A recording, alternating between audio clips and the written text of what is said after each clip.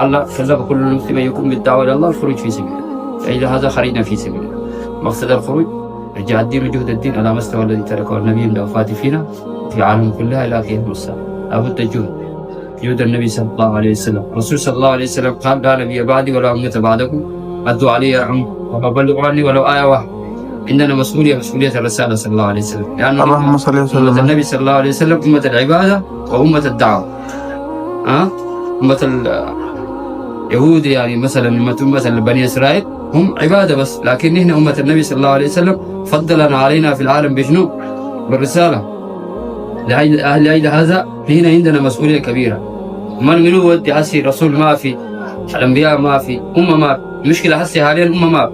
عشان كذا شفتوا أمة النبي متفرقين متقسمين، يقول واحد سني واحد صوفي واحد سلفي، طلع أسامي كثير عنده، واحد يقول لك شيعة كمان.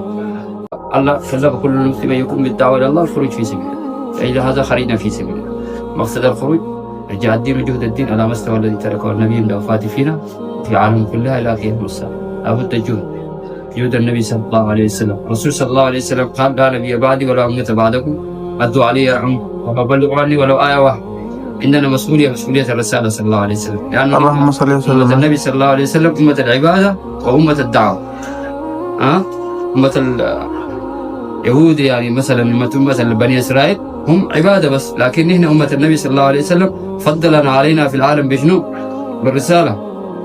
لأجل هذا هنا عندنا مسؤولية كبيرة. من ودي هسي رسول ما في، الأنبياء ما في، أمة ما في. المشكلة هسي حاليا الأمة ما في. عشان كذا شفتوا أمة النبي متفرقين متقسمين، يقول واحد سني واحد صوفي واحد سلفي، طلع أسامي كثير عنده، واحد يقول لك شيعة كمان.